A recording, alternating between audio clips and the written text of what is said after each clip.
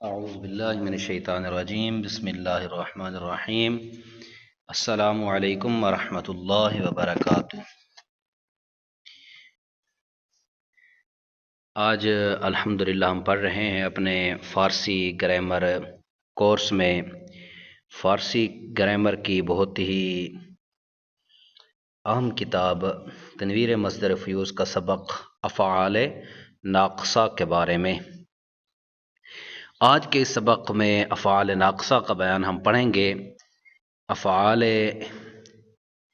ناقصہ کون کون سے ہوتے ہیں، انہیں ناقصہ کیوں کہا جاتا ہے، اور کب یہ تامہ ہوتے ہیں، کب ناقصہ ہوتے ہیں، اور ان کی تراکیب بھی پڑھیں گے، اور ان کے بارے میں بہت ہی اہمیت کے حامل قواعد اور فوائد بھی پڑھیں گے۔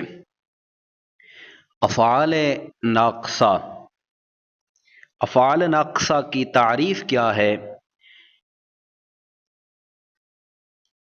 افعال ناقصہ، ان افعال کا فاعل اور مفعول نہیں ہوتا، یعنی افعال ناقصہ وہ ہوتے ہیں کہ ان کا فاعل اور مفعول نہیں ہوتا، بلکہ فاعل کی جگہ اسم اور مفعول کی جگہ خبر ہوتی ہے۔ جس طرح عام افعال کا فاعل ہوتا ہے اور مفعول بھی ہوتا ہے، لیکن جب افعال ناقصہ آئیں گے، افعال ناقصہ آپ کو آگے بتاتے ہیں کہ جہاں افعال ناقصہ آئیں گے وہاں پر فاعل اور مفعول بھی نہیں کہیں گے، بلکہ فاعل کی پہچان کے قاعدے کے ساتھ فاعل نکال کر پیچھے افعال ناقصہ ہوں گے، تو اس فاعل جو بن رہا ہوگا اسے افعال ناقصہ کا اسم کہیں گے، اور مفعول بھی کی پہچان کے قاعدے کے ساتھ جو مفعول بھی بن رہا ہو اسے افعال ناقصہ کی خبر کہیں گے۔ آگے یہی بیان کر رہے ہیں، لہذا فاعل کی پہچان کے قاعدے سے ان کا اسم اور مفعول کی پہچان کے ضابطے سے ان کی خبر عبارت میں معلوم کریں۔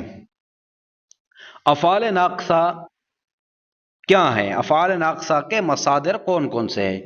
افعال ناقصہ کے مصدر یہ ہیں شدن، بودن، اور ان کے مترادفات یعنی جو ان کے معانی میں آتے ہوں وہ بھی افعال ناقصہ ہوں گے، جیسے گشتن اور گردیدن، آمدن، برآمدن، اور کبھی ہست اور نیست بھی افعال ناقصہ میں شمار کیے جاتے ہیں۔